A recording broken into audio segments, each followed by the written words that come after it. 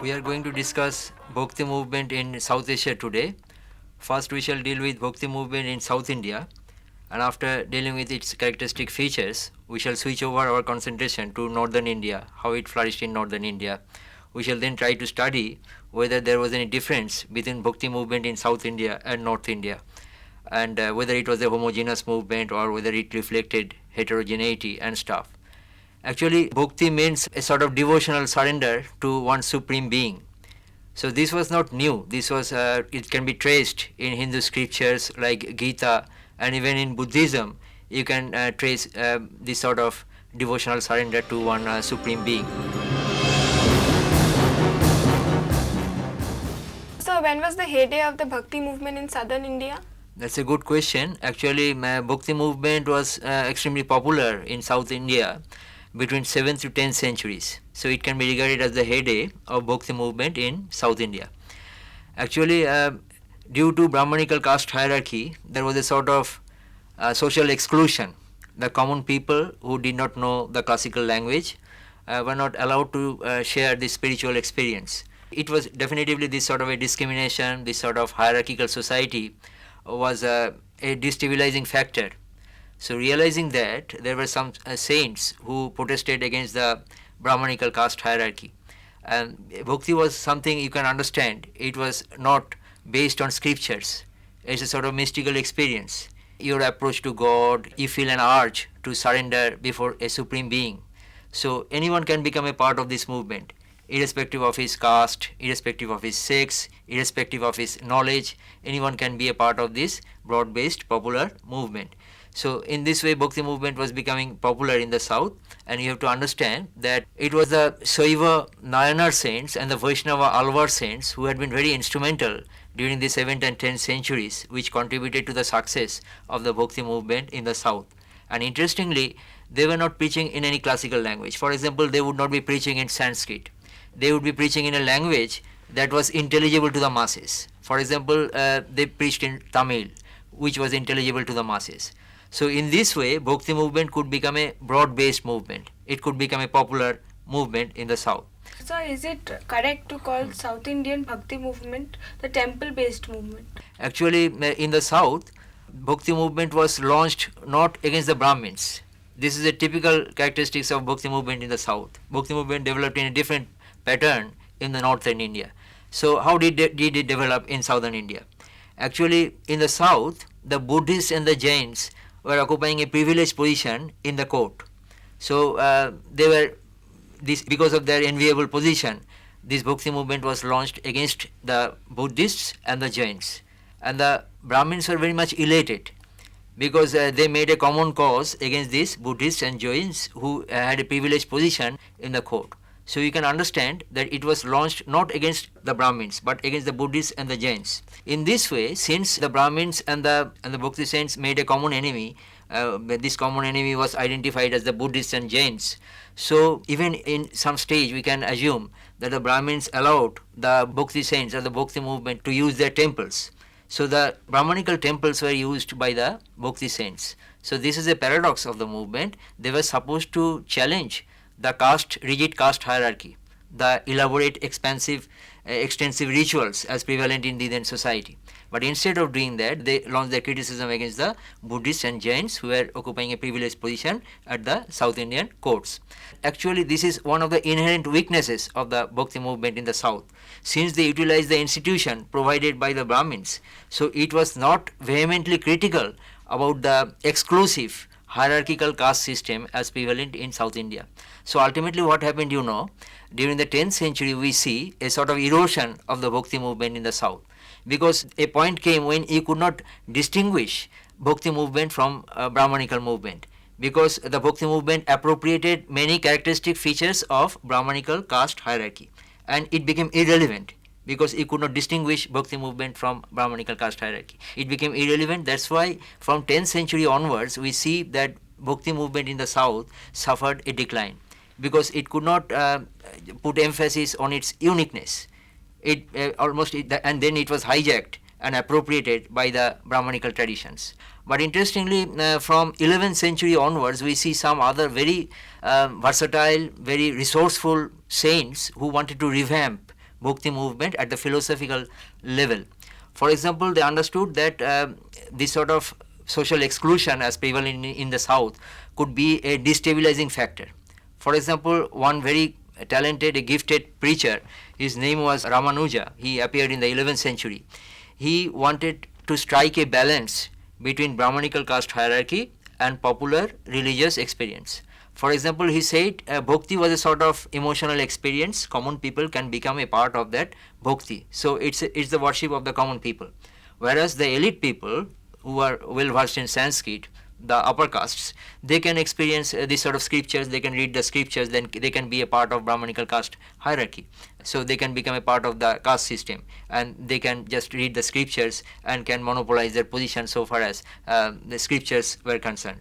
So in this way he wanted to strike a balance. So he wanted to present his philosophy in a way as if he was preaching a sort of egalitarian spirit in society. He was opening the gates of bhakti to the common people, but scriptures was continued to be the domain of the upper caste Hindus.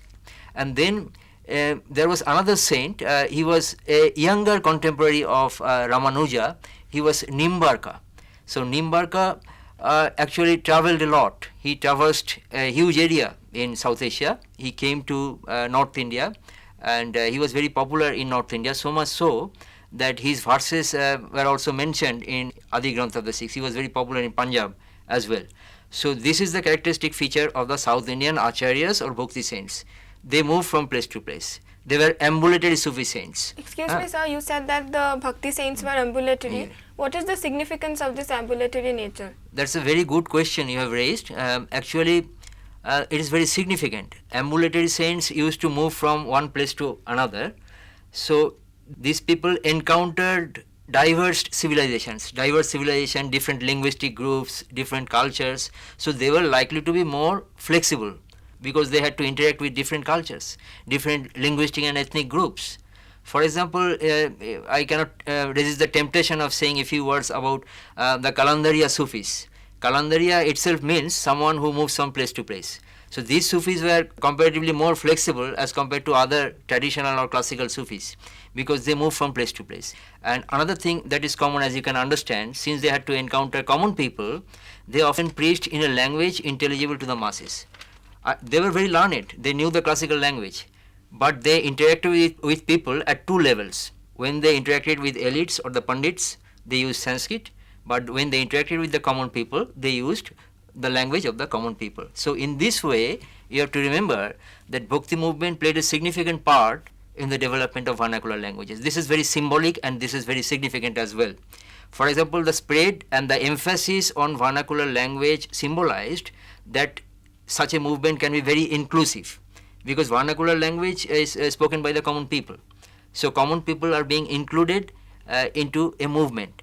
So this movement is likely to be a broad-based movement and not an exclusive movement as is based on a caste hierarchy, as we have seen in case of rigid Brahmanical orthodoxy.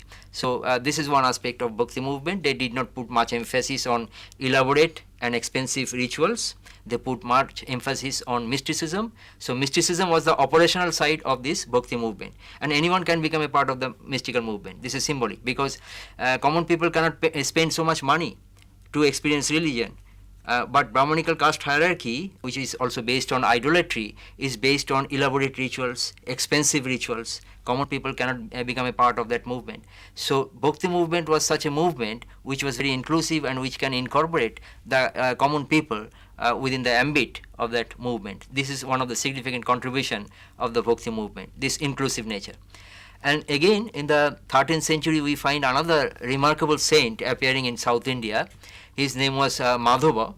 So Madhava was also ambulatory. He emulated his predecessors so far as roaming is concerned. He moved from one place to another, and he also interacted with people. So that's why he was likely to be more flexible because of this varied experience caused by his interaction with different ethnic and linguistic groups. So, sir, is it correct to call it a heterogeneous movement? Definitely, it was a heterogeneous movement. It may appear that it was a sort of homogeneous movement because all of them put emphasis on this devotional surrender to one supreme being. But if you just read between lines, you can understand that they maintained their own identity and they often had their own characteristics.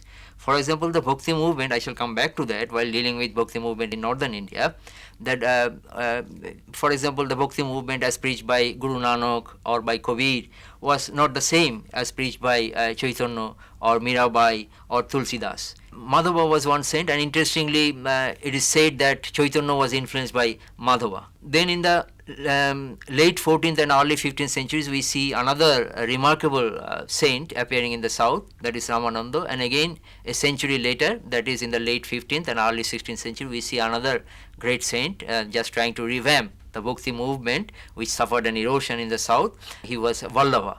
So these were the acharyas, and most of them were ambulatory saints, ambulatory acharyas. So this was the case. This was the South Indian Bhakti movement. Actually, we have seen that one of the inherent weakness of this South Indian Bhakti movement was that they were supposed to criticize, they were supposed to challenge the Brahmanical caste hierarchy, caste hegemony, but instead of doing that, they attacked the Buddhists and the Jains. So this is the reason why a time came when the Bhakti movement became irrelevant in southern India, because the Brahmins were clever enough to appropriate some of the characteristics of the Bhakti movement. Now, so much so that it became extremely difficult to differentiate Bhakti movement and Brahmanical caste hierarchy. So this is the reason why there was a sort of erosion of Bhakti movement in the south.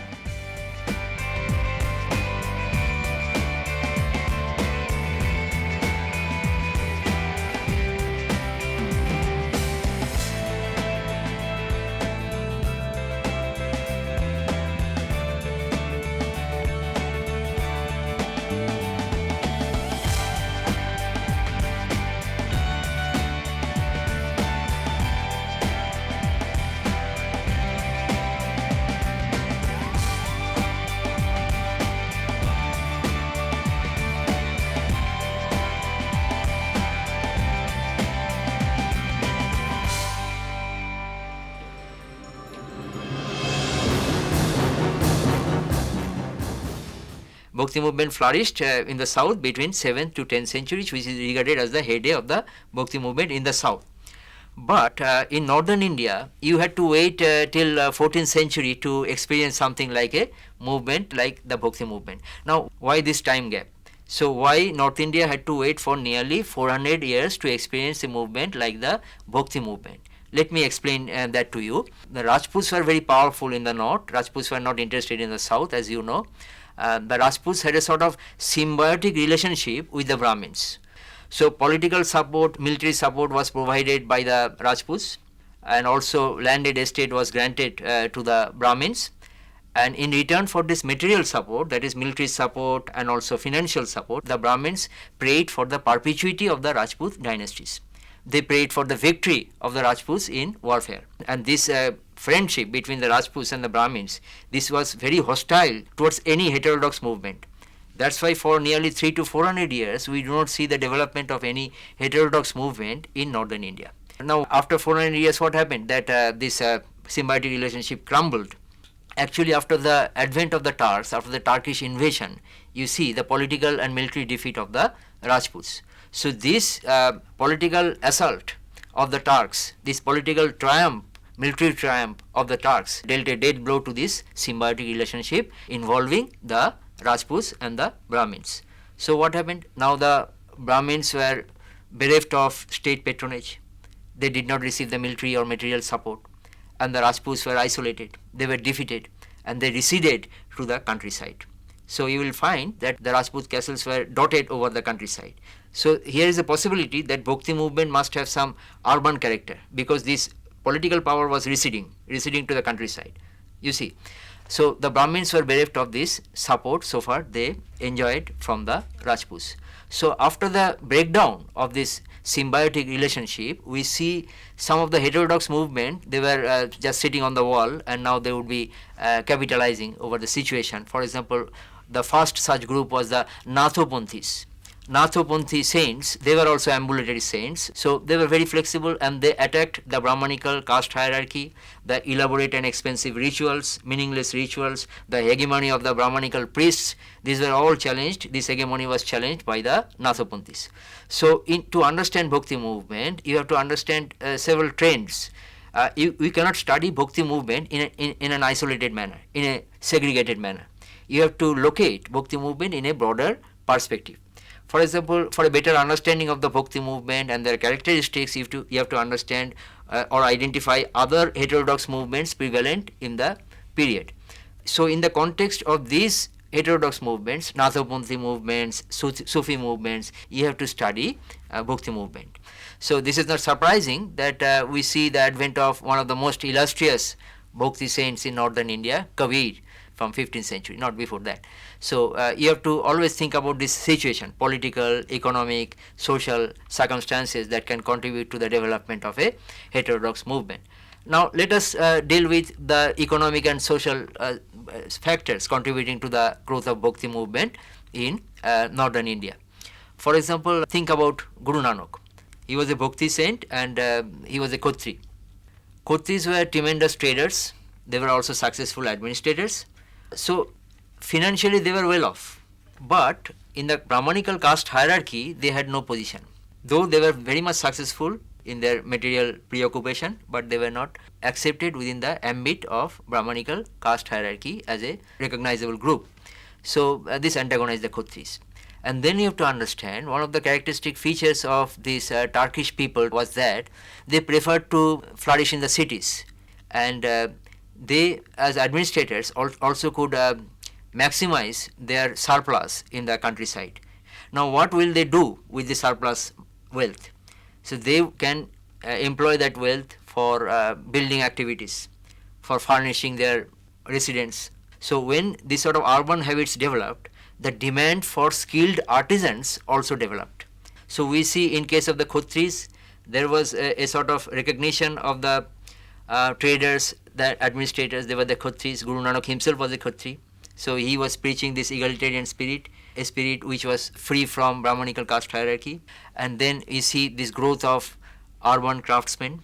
But it will be wrong to say that Bhakti movement was exclusively an urban phenomena, because it also flourished in the countryside. If you think about Sikhism, as preached by Guru Nanak, some of the greatest followers of Guru Nanak were Jats. And who were the Jats? Unlike the Khatris, they were not traders or administrators, they were peasants. So peasants flourished in the countryside, very hardworking, very successful in their locality. They were virtually vying with Zamindars for establishing their supremacy in the countryside. But again, they were excluded within the Brahmanical caste hierarchy. So these Jats joined Sikhism en masse. In other words, these Jats joined Bhakti movement en masse as preached by Guru Nanak because of this egalitarian spirit. So in this way, Bhakti movement could also have a rural base.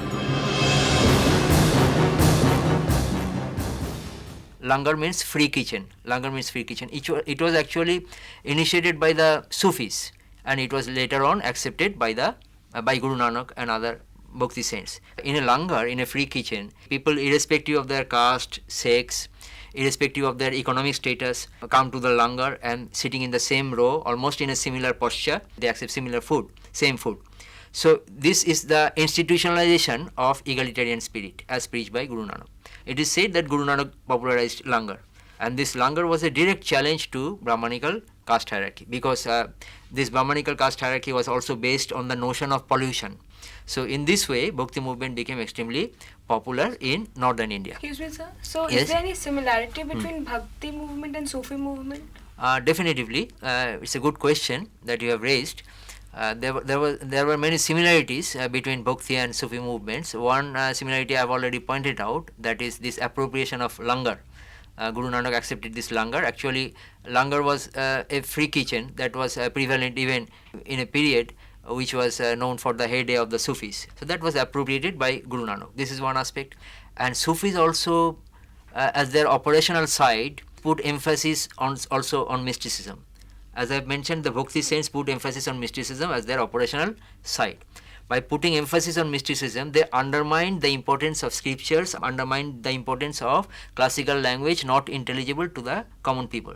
So when they put emphasis on mysticism, it's a sort of active participation of the devotees in a movement, active participation of the devotees. That is, you may be illiterate, you may not know the classical language, but still you can become a part of a broader movement by virtue of your involvement in mysticism.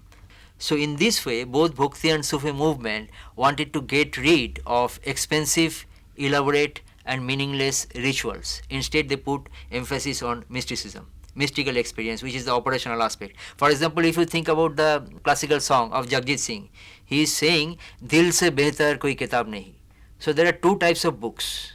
One is the Quran, Hadith or Gita, something like that. That scripture written in the classical language. Another scripture is already there in your body, that is your heart. You have to understand that. Dil se behtar koi kitab nahi. There is no book greater than the Dil Kitab. This is a book of your heart.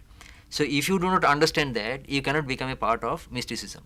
So you can, if you think about modern literature, Punjabi literature, or if you think about classical music today, they are heavily indebted to Bhakti and Sufi movements. This is another similarity between Bhakti and Sufi movements. Another commonality which you can explore between Bhakti and Sufi movement was that both Bhakti and Sufi movements had been heterogeneous. For example, there were several Sufi orders. There were the Kalandariya Sufi orders, Chisti Sufi orders, Suravardiya Sufi orders, Naqshbandiya Sufi orders. Similarly, in the Bhakti movement, you will find different stances. For example, Guru Nanak and Kabir, they were the protagonists of Nirguna Bhakti. That is, they did not believe in the incarnation of God. You understand? For example, some people would say, no, how can you say that? Kabir used to preach Rama. He used to recite the name of Rama. So he might be a Rama Bhaktu. So Rama is visualized as an incarnation of Vishnu. So, but Kabir would say that I am not speaking about that Rama, historical Rama, or that Rama who was the son of Dasharath. I am speaking about a Rama who is eternal. So this eternal spirit is celebrated in Bhakti movement. So it's a sort of emphasis on impersonal God.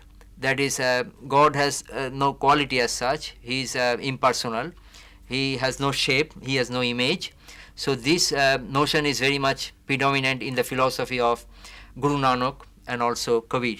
Now, if you think about Chaitanya, if you think about Mirabai, if you think about Tulsidas, you will find that they believed in the incarnation of God. They believed in the personal deity. For example, who was venerated by Chaitanya? Krishna. Krishna is the incarnation of Vishnu. And Mirabai, again Krishna is the incarnation of Vishnu. Krishna is venerated by Mirabai. And what about Tulsidas? He venerated Rama. Ramacharit, you know about that. So in this way, there is heterogeneity in the Bhakti movement as well, just like Sufism. Some are Shaguna Bhaktas, some are Nirguna Bhaktas. It is often said that Kabir was influenced by some of the monotheistic principles prevalent in some of the earlier Bhakti saints, but you have to understand that Kabir was also influenced by Islam.